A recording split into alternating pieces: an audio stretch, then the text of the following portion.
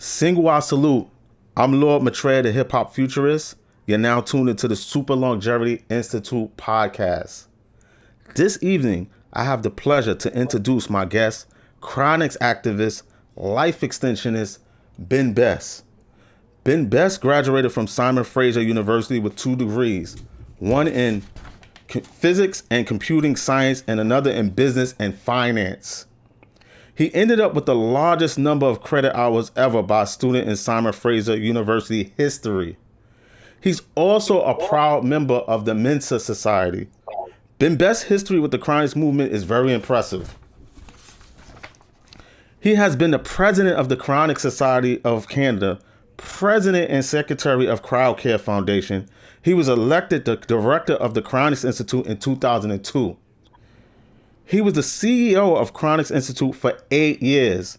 In 2012, Ben Best became the director of Reach Oversight for the Life Extension Foundation. Welcome to the podcast, Ben Best. It's a pleasure to have you. Yeah, I just got a few questions for you that I had prepared. I had to prepare all this beforehand. Can you just, because my audience, they're not, they've heard Cryonics out of my mouth.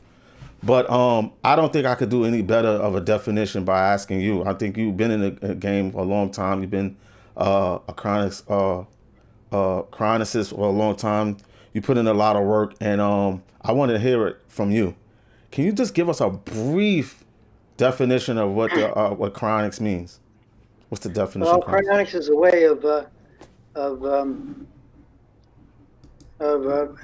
trying to live much, much longer.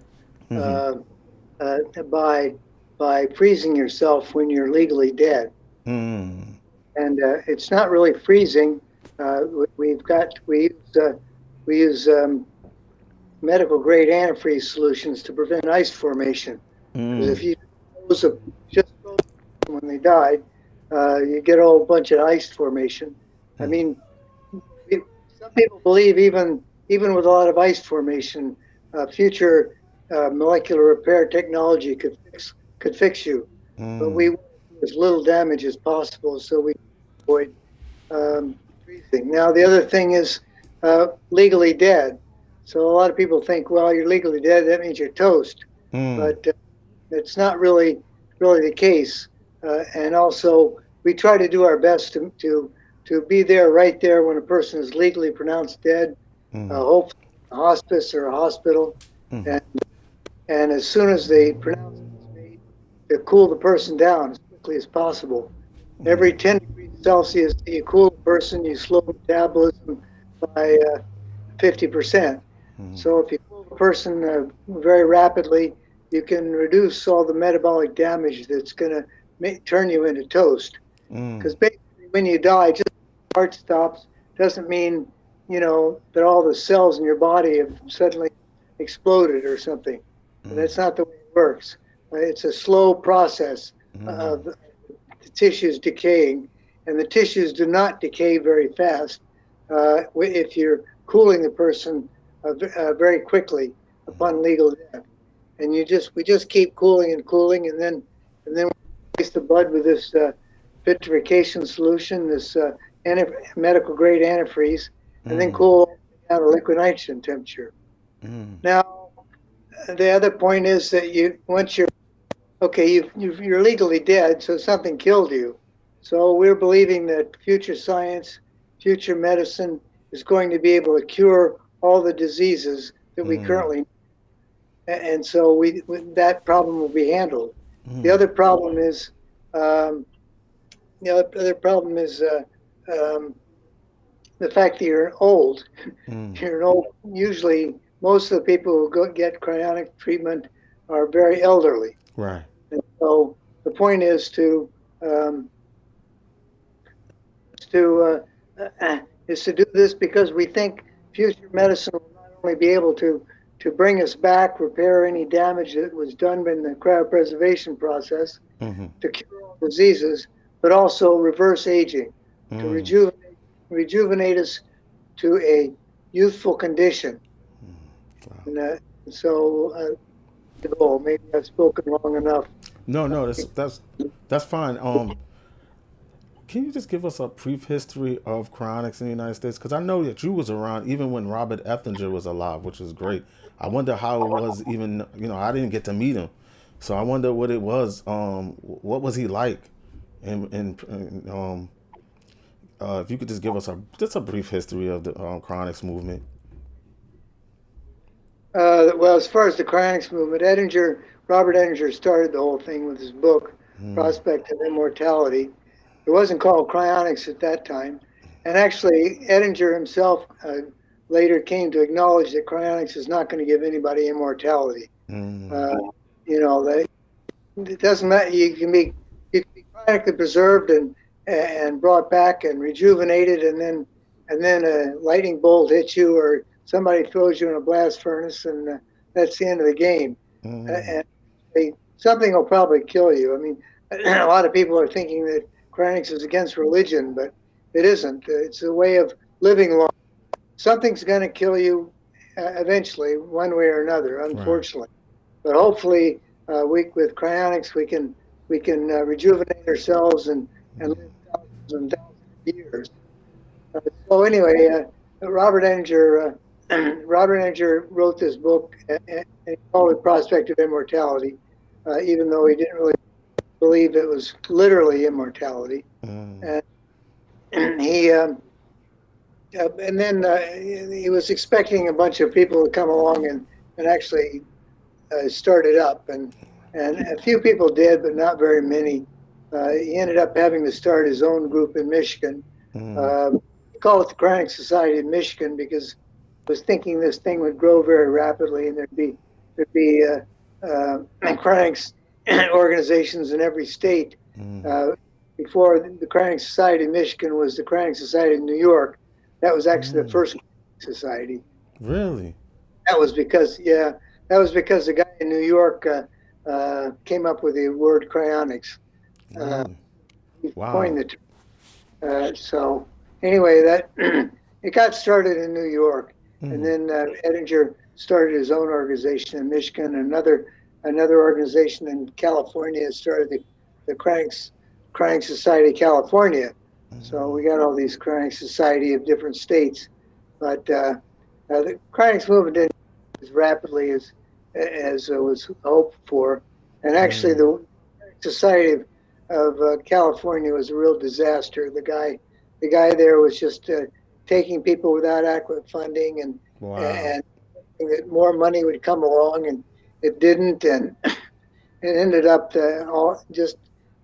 all the people he was preserving being thawed, Wow. and it was a big disaster, and that gave cryonics really a bad name. Uh, People were thinking this thing can't work. Right. So actually, about 40 people altogether were cryopreserved before 1970, and only one of them is still in Lincoln, and that's James Bedford. James Bedford. Yeah.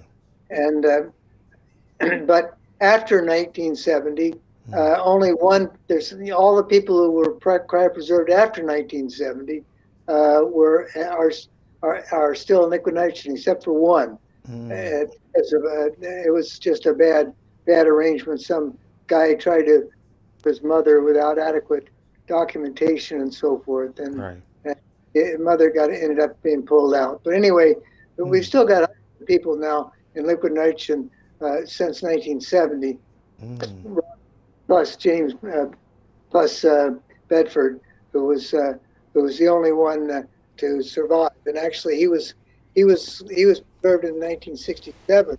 Wow. He's been in liquid nitrogen for a very long time. Wow. That's incredible. Wow. I can imagine the type of pushback that Robert Ethinger had after the guy in California gave the cryonics movement a bad name. It's crazy. When did you become interested in cryonics? Well, I found Robert Ettinger's book in a health food store, Really? and um, I like the title, and I just read it, and I thought that was a good idea, but I didn't really know of any cryonics organizations. That was in the 1970s, actually. and I did Cryonics Organization, and I was still going to school, so I really didn't think I could afford it anyway, and I didn't think any organizations existed. But then when I did in the 80s, I started looking more carefully into the matter, and and discovered um, discovered the Cryonics Organizations, and also discovered there was another guy in Canada who was actually started this Cryonics Society of Canada organization. I I got in contact with him, and we helped incorporate it. I helped him incorporate the Cryonics Society of Canada, and then was the president for most of the 1990s. And I also joined the Cryonics organizations that were in existence then and are still in existence. The main ones are the Cryonics Institute in the United States anyway, Cryonics Institute, and Alcor. Alcor is the organization I joined. And so one thing about cryonicists is they tend to fight a lot. And in the 1990s, this other organization called CryoCare split off from Alcor. And so I went with that. And then anyway, after that, that organization did not sustain itself very well. These people who were fighting when they belonged to Alcor started fighting themselves, and that's the way people are when they fight a lot. Yeah, it's always hard to get. It's always hard for things to. I see when you're trying to launch something, you have that inner turmoil a lot. I've seen It's not. It's yeah, but I didn't mean to cut you off. Go ahead. Well, people can be very passionate about, this is life or death or something like that. True. And even though we agree on what we want to do, we have very different ideas on how to do it. Right. And this other guy's doing it wrong, and so the guy has the wrong idea about how to go about making this work, and they get all fighting, and anyway, the CryoCare didn't end up lasting. So I was president of CryoCare, and I was trying to find some way to make this work, and so that service providers had removed service, and so I made arrangements with the Cryonics Institute to do our storage. I had to join the Cryonics Institute in order to do that. Wow. And then so I ended up just being with the Cryonics Institute. Wow. And then after a few years, I ended up, a couple of years I became a director, and then I became president. So I was president, actually, you said 8 years. I was president for 9 years. Wow. Anyway, so I think I did an awful lot to improve that organization. I feel very proud that I just improved every area of the technology of the Cryonics Institute. I'm very proud of that effort. Wow.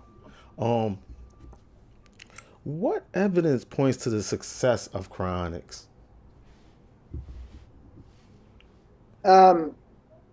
Well, I guess one. Okay, there's different ways of looking at this. Why would cryonics fail? I mean, you can say the organizations might not last, considering the infighting. That's a serious consideration. Right. But the people who make these organizations themselves have made these arrangements themselves. No one can be a director of these organizations or run the organizations be on the board of directors without having arrangements themselves. And generally they're in there because they own relatives and loved ones and friends and everything. They're also been preserved. Right. So that gives them a strong incentive to preserve the organization. And smart, yeah. So and actually Robert Edinger had preserved his mother and two wives. Wow. Actually, so I guess he was often asked why.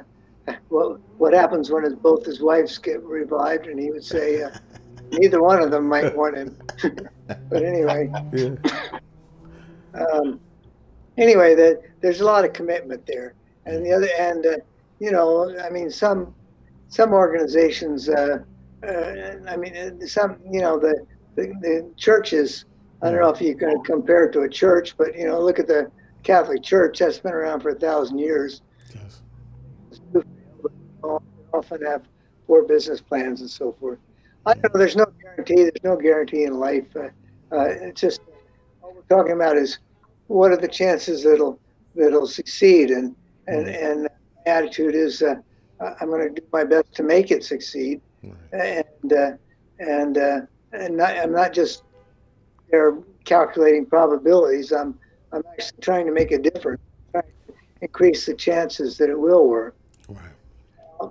There's also the technical question. What if will the technology will ever be there? I think I think that the I think rejuvenation technology is moving very rapidly.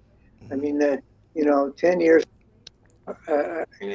there was nothing compared to what there is today in terms of the possibility of rejuvenation technologies. So, and that I think we're doing pretty well. Wow. And then as far as bringing these people back, um, well, we're doing better.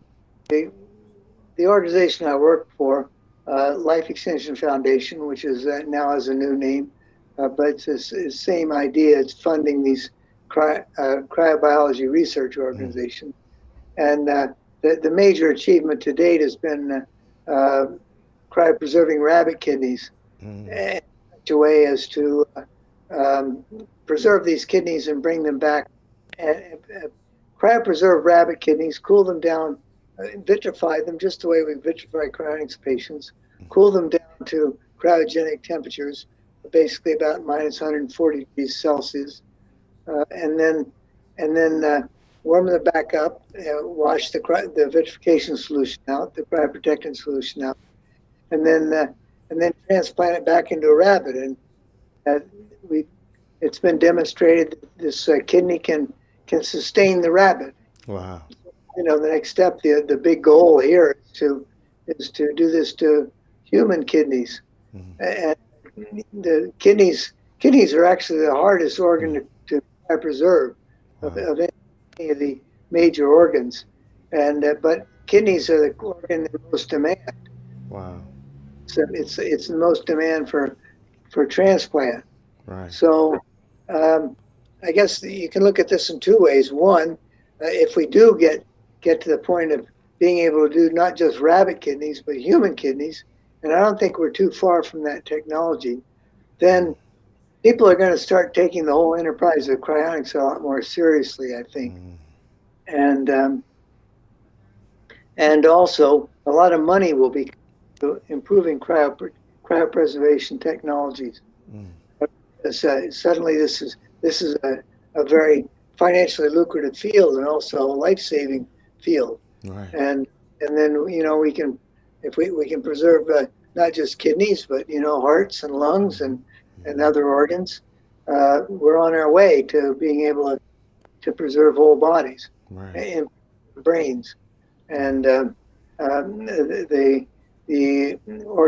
organization that's doing the most that's done the research on the kidneys is also doing the research on brains, Oh wow. brains, and so and some progress has been made there. I mean, hippocampal, even more than 15 years ago, I think. Hippocampal slices have been vitrified, cooled down, brought back, and shown to be completely viable, functional. And um, neurophysiological studies have been done to show that the kidneys. I don't want to be too technical. Your hip hop audience might not be following all this technical talk. Well, But if can you explain what vitrification is real quick? yeah, vitrification is what I said about medical grade cryoprotectants. These are just solutions that you can use to prevent isolation. It's like glass, or sand or quartz is a crystal.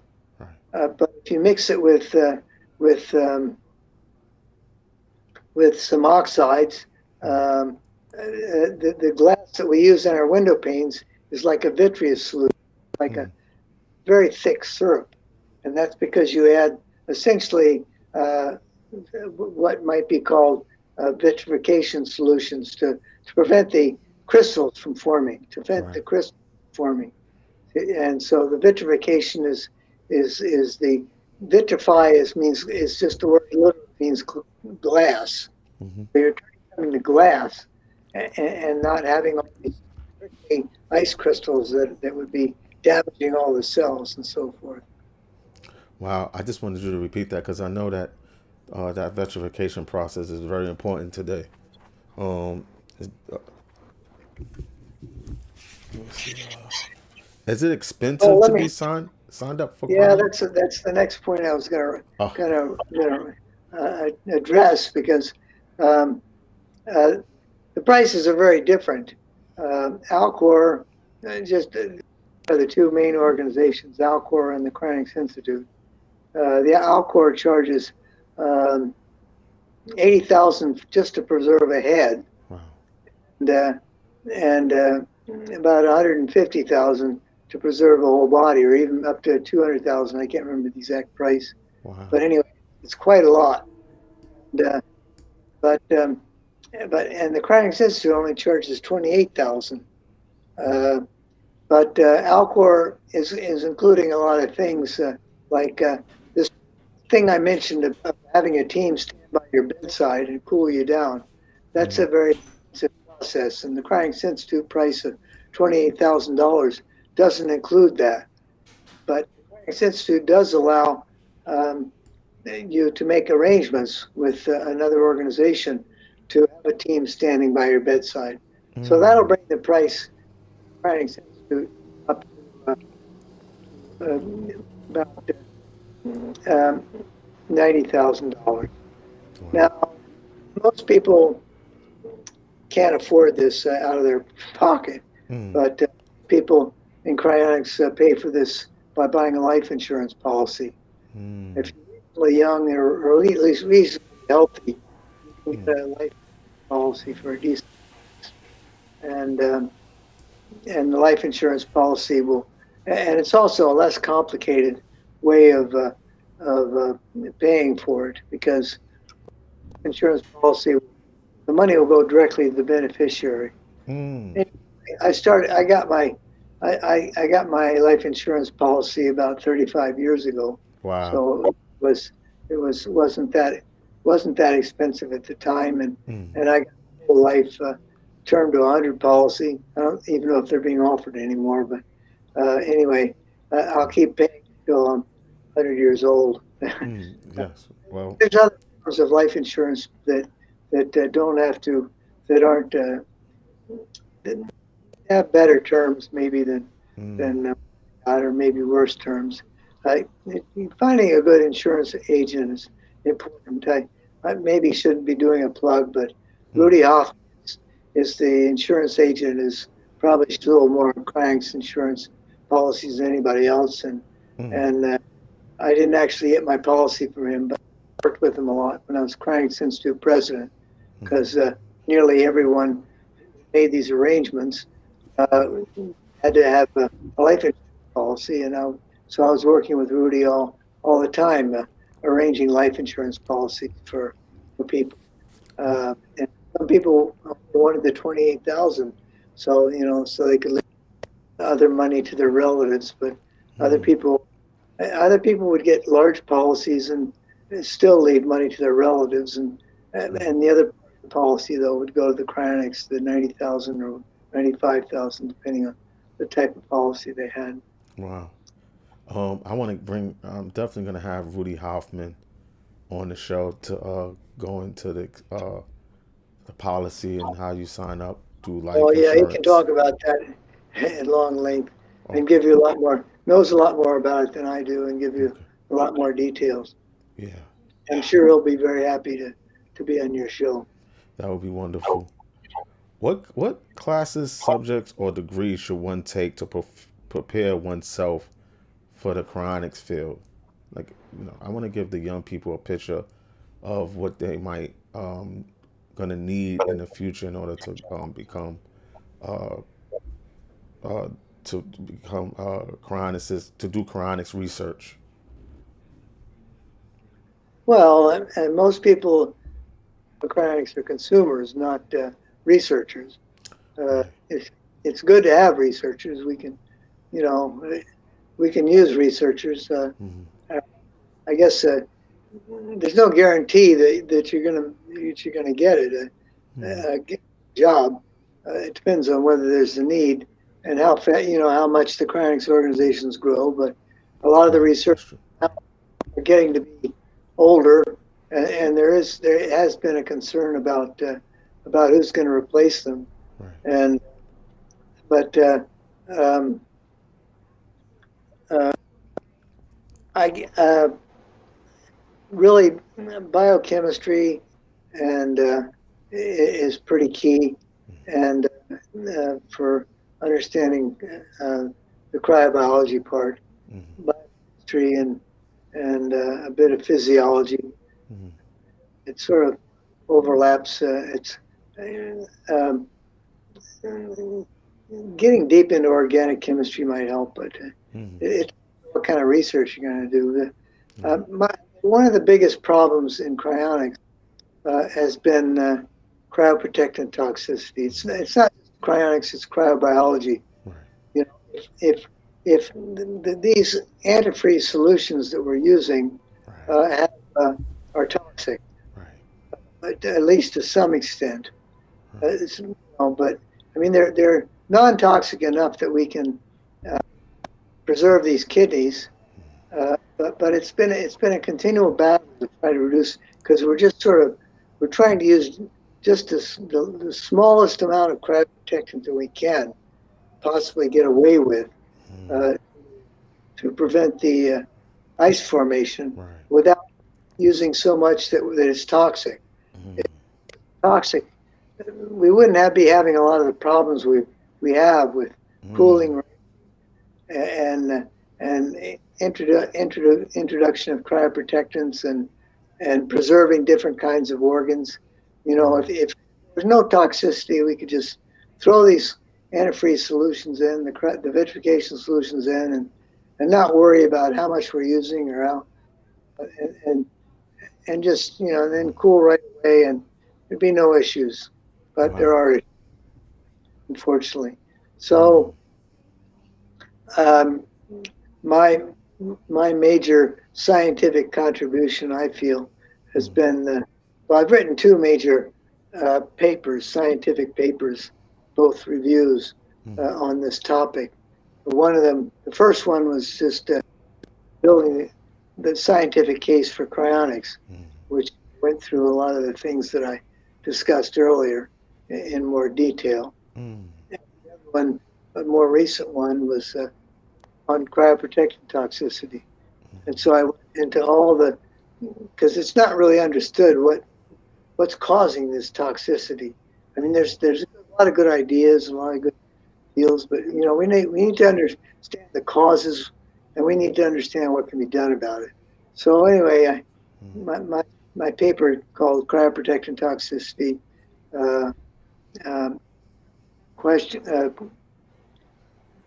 Uh, what is it? Having You, the title. toxicity in your paper, you was discussing the different. Cracks, cracks toxicity. Um, That's okay. facts, facts problems and facts issues and problems or something like that. Questions, facts issues. I don't know. It's embarrassing. I don't not remembering the title of my No, that's all paper. right. That's okay. The That's fine. main it's cryoprotectant toxicity. That's where it starts. Mm-hmm. No, that's all right. What was it? What was your when you worked at the Cryonics Institute? And by the way, for the viewers out there that's listening, Robert Ethinger, the father of cryonics, founded the Cryonics Institute that Ben Best worked for. That was Ben Best was the CEO of for 9 years. Um, what was it like? What was your daily task until at the Cryonics Institute as a CEO of Cryonics Institute? Well, I guess that Robert Ettinger was president for 30 years, and so I took over as president in 2003, and then I left in 2012, and then another guy took over, and he's Dennis Kowalski. He's still the president. What did I do during those 9 years? As I say, I'm very proud of. It wasn't like I'm doing the same thing every day. My, my main focus. I mean, I did do a lot of the same things over and over. I, helping people sign up, uh, cryopreserving. We took a lot of pets, preserve their pets. It isn't Wow. just preserving uh, humans, Right. and we got a lot of members who signed up just to preserve their pets. Wow. Figured they'd signing up themselves eventually, but their pets get sick before they do, Right. and they want to get their pets preserved. Wow. So anyway, I was there preserving the pets and preserving. When humans died, we as soon as I became president, the state of Michigan declared Cryonics to be a funeral service. Mm. So we had all our preservation at the at a funeral home. But as soon as I left at 2012, the state of Michigan decided we weren't a funeral service, and we could go back to preserving the facility. Oh wow. So that part. But anyway, so I did a lot of things in terms of,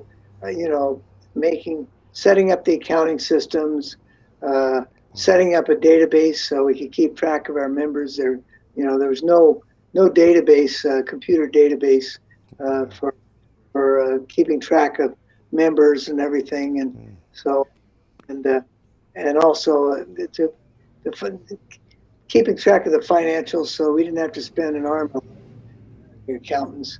Our and we had a lot of volunteers working for us, and our treasurer it was and still is Patrick Keller, who was a CPA, and he would come in every 6 months, and we'd go over all everything. He'd draw up all the financial statements. So okay, there was that part. Um, I really about every I helped I helped I we when I first got there, it was a very cumbersome cooling system that they had to cool a person down to liquid nitrogen.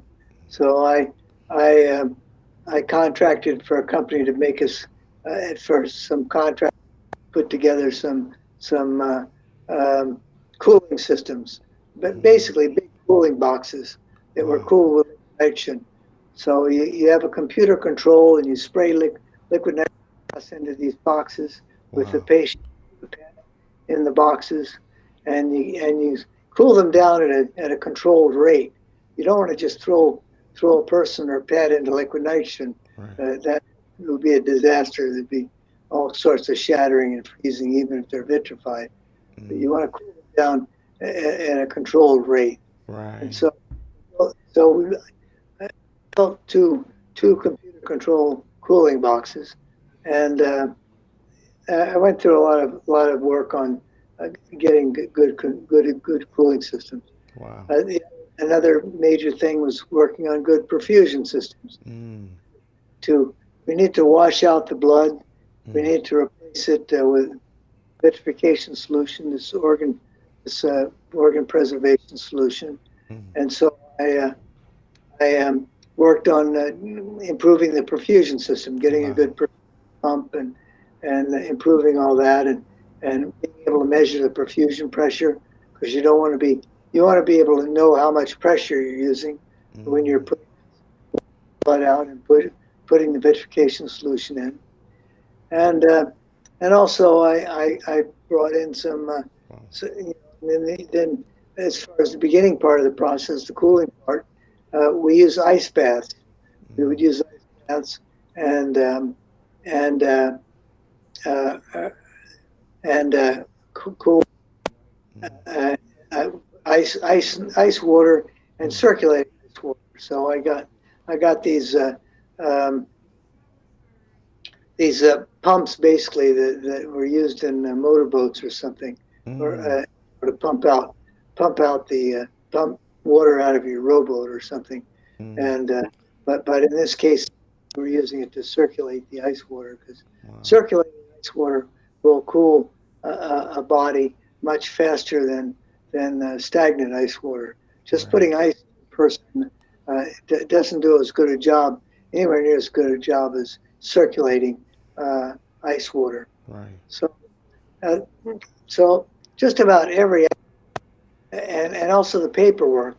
I put together. I made the we had, there's all sorts of documents, unfortunately, that we want signed, legal documents signed before a person has contracts to do this, and and also next of kin agreements if you can, and Right.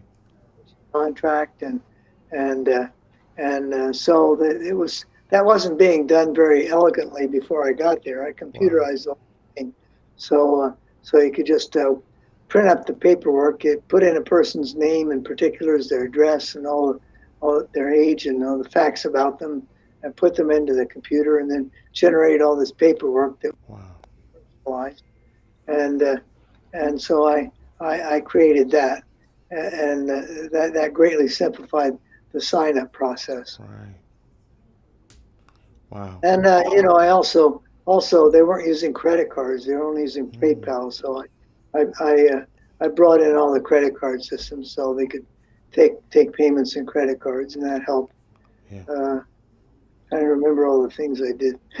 Yeah. No. That. I did a lot. Wow. I really feel proud of having transformed that organization.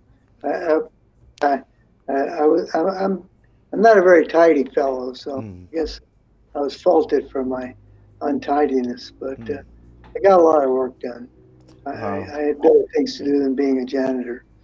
Well, we definitely appreciate you coming on and telling us your experience because when Robert Eppinger passed, I remember when he passed away. I was like, dang, I didn't get to meet him before he passed. But I did spoke to him briefly on the internet. But I know that he would have been proud of the work that you did at the Cryonics Institute. You definitely the torch was definitely passed to you, and you definitely put in a lot of work. That's why I had you. I said I have to get him on because I know how long you've been with the movement, and I definitely appreciate all the work that you have done for the movement. I'm telling you, face to face. Well, even though we're not really face to face, we're virtually face to face.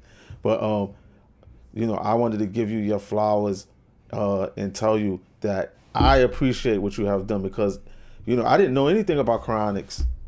Like 10 years ago, I didn't know it even existed. I didn't know anything about cryonics. And I didn't even know there was an alternative thought as to, I didn't even know anything about life extension. It didn't even enter my mind.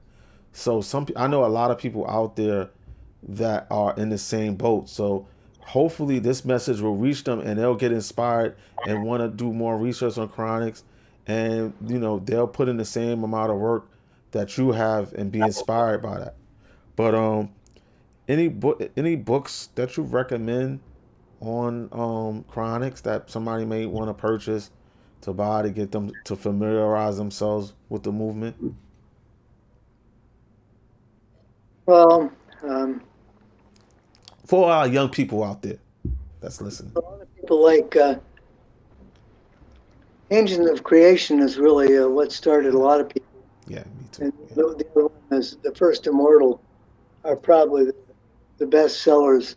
I should have given a little more thought to that question because I think there are other books. I can't I can't. Well, those are two. Those are two good, great starters.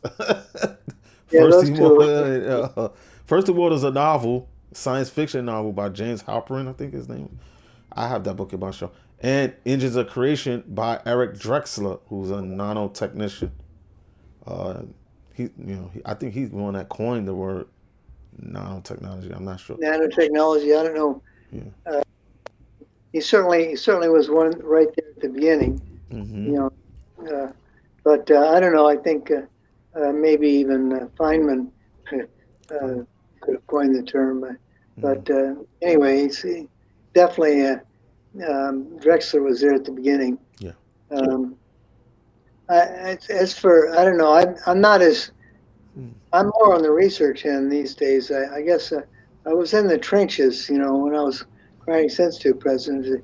In a way, I was sort of surprised that you asked me. I sort of feel like a forgotten man in cryonics to some extent.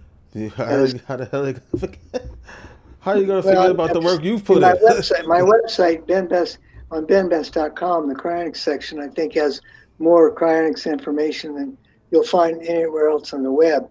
Of course, the Cryonics Institute, uh, Cryonics Institute has a lot on their website, and I wrote an awful lot of it.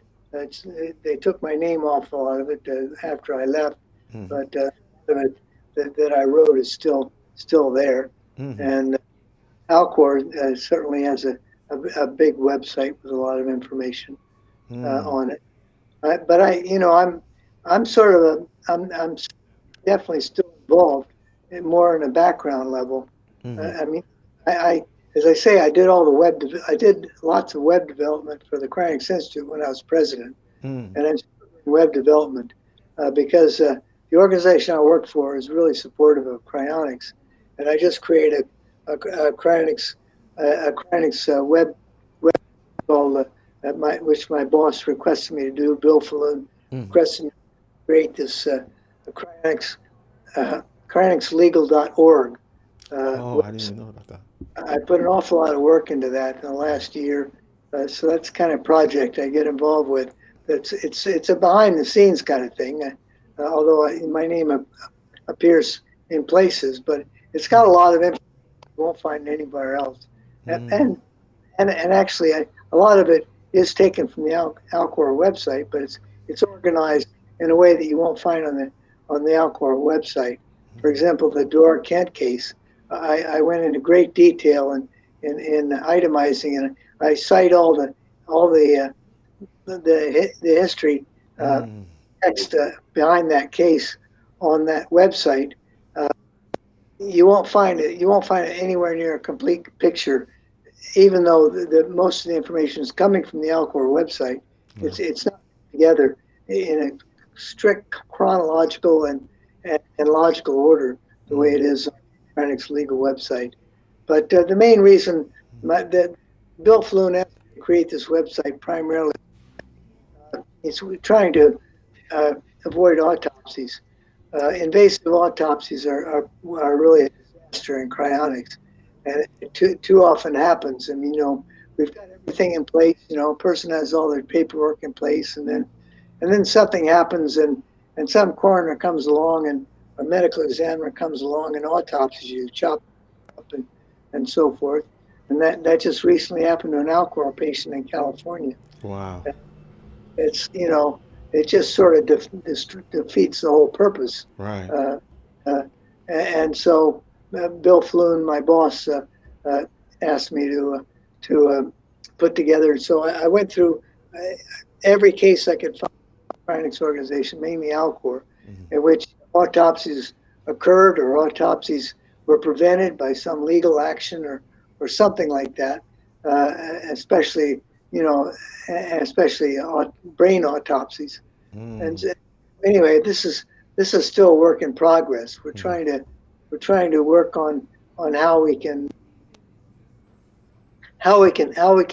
prevent this. I mean, the strongest argument in my mind is is um, is that you don't have to do an invasive autopsy. You, you can do CT scans and Yeah. and do a non-invasive autopsy, find out everything you need. But I actually a couple weeks ago, uh, I, I happened to meet with the medical examiner for the county I'm living in, and and uh, she she said she prefers invasive autopsies because they're she said she would make an attempt to avoid autopsies for cryonics patients. She was very sympathetic. I Wow. appreciate it. But she's, all her training is in doing invasive autopsies. And Wow. you have to be a radiologist to really understand CT scans or these medical technology. So there's a lot of work there to be done to make sure. But Wow. I'm glad you brought that up, by the way. this isn't like it happens, in every case.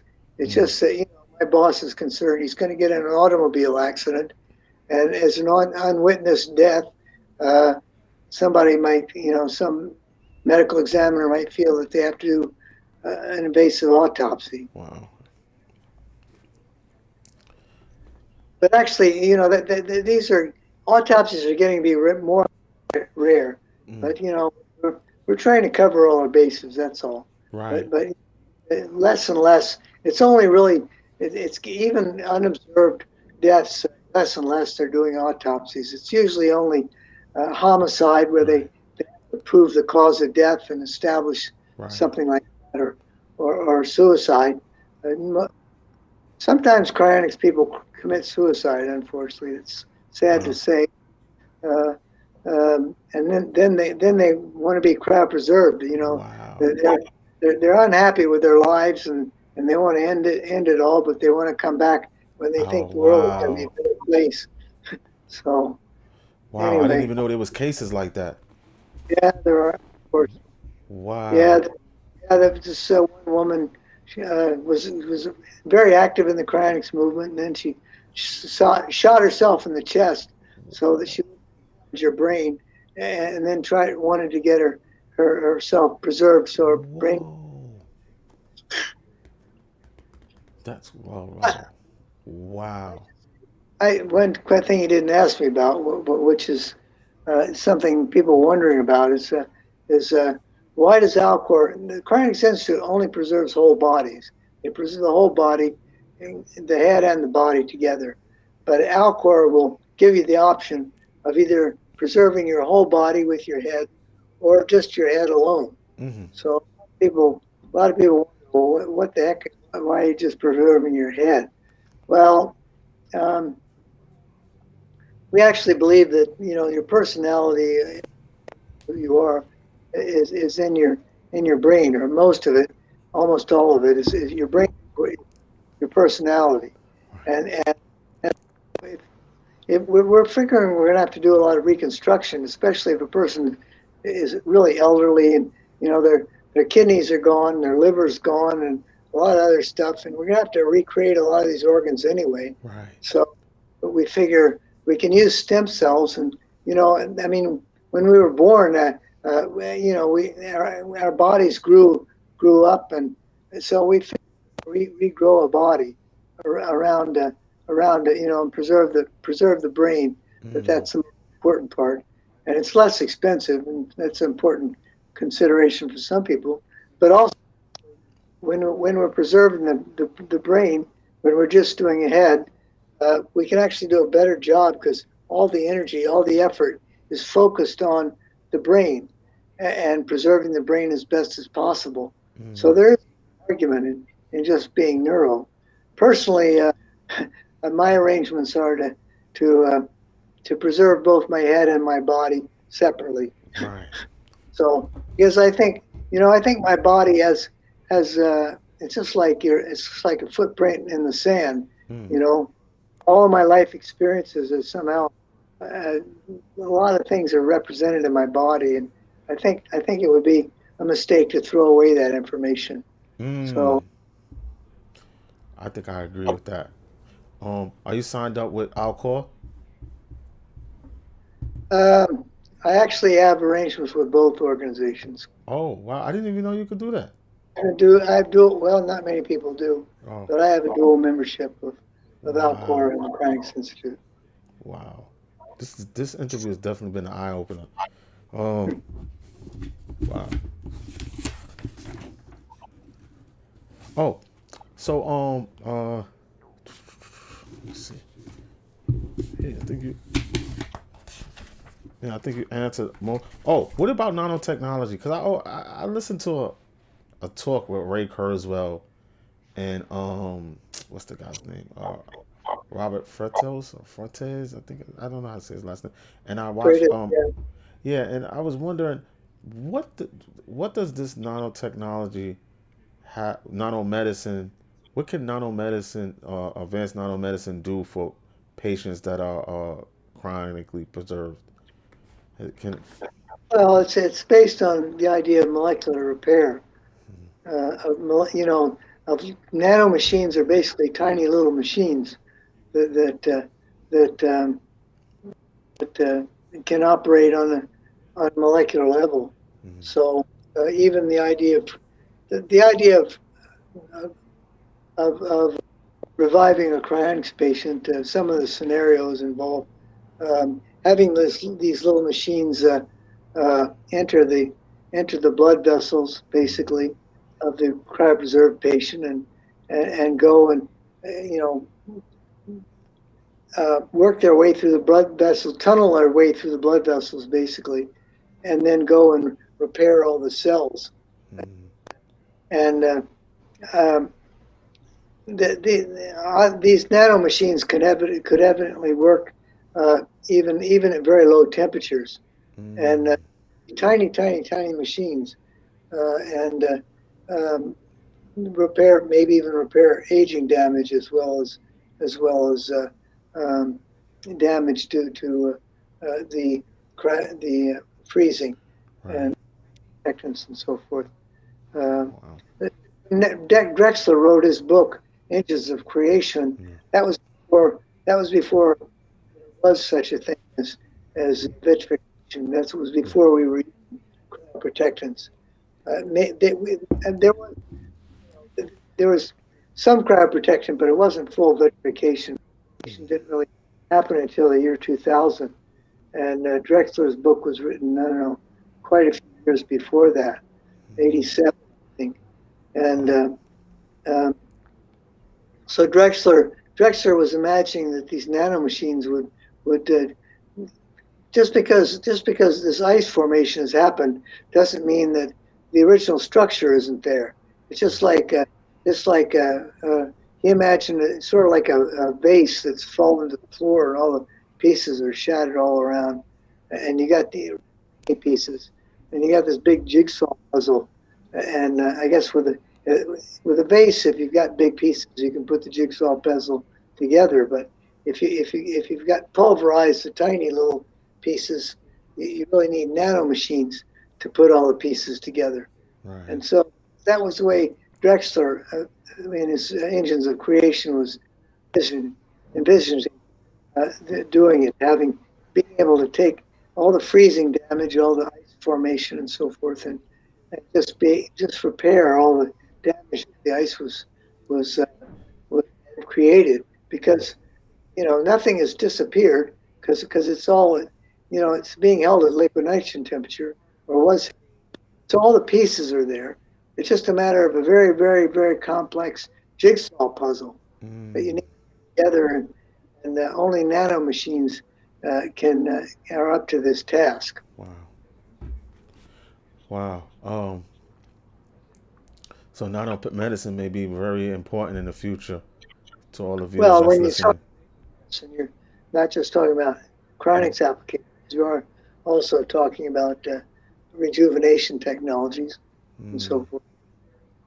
And Wow. what not even rejuvenation technologies, like having little nanomachines go through your blood vessels and get rid of all the plaque, all the atherosclerosis, Right. and so it can even prevent death, you Wow. know, and rejuvenate you right the here and now before before you die or preventing death.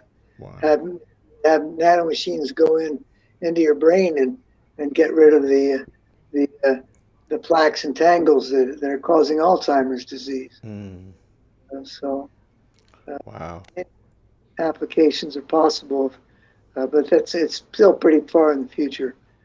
But, Wow. One last question.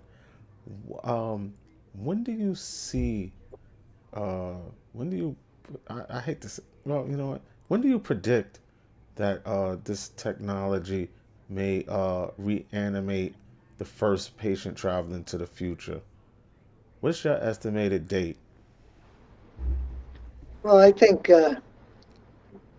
certainly within, I think even within 30 to 50 years, the very first. It's a LIFO process, last in, first out. First people to come out will be the people preserved under the very best technologies. Technologies better even than the ones we're using today. Right. So, these will be people who are being preserved, cryopreserved with very little damage done. And maybe they had some disease that wasn't quite curable at the time, and then they're cryopreserved under perfect circumstances, and then they're brought back. They find a cure for the disease, bring the person back, but they've been so well preserved that the reanimation process isn't that complicated. Wow. So I think that could happen within 30 to 50 years. But Wow. then about the people being preserved today, well, it'll take a lot longer because our methods are more primitive. We're doing this research all the time. Maybe where you know as I say, once we can uh, preserve transplantable organs, uh, kidneys and livers and hearts and all that, and once that technology has been preserved and organ transplants are happening all the time with these cryopreserved organs, people will start getting the idea that cryonics can really work, and a lot of money and research will go into these Wow. technologies, and it will all be advancing exponentially, Wow. rather than it is being funded by a few as it is now. Wow. Well, you heard it from the man himself, the legendary, in my eyes, remember this name, hip hoppers, Ben Best, okay? One of the greatest chronicists uh, that we've seen so far. I want to thank him for coming on the show to give us this valuable information. We definitely gonna have him back on. You have a great night, Ben Best. Thank you for coming by. We definitely enjoyed this talk. I learned some things in this talk that I didn't know. Okay. All right, All right. Thank you, man. all right. I hope your audience is inspired. Oh, they're gonna be inspired by this. Trust me. Thank you. Okay. Wow.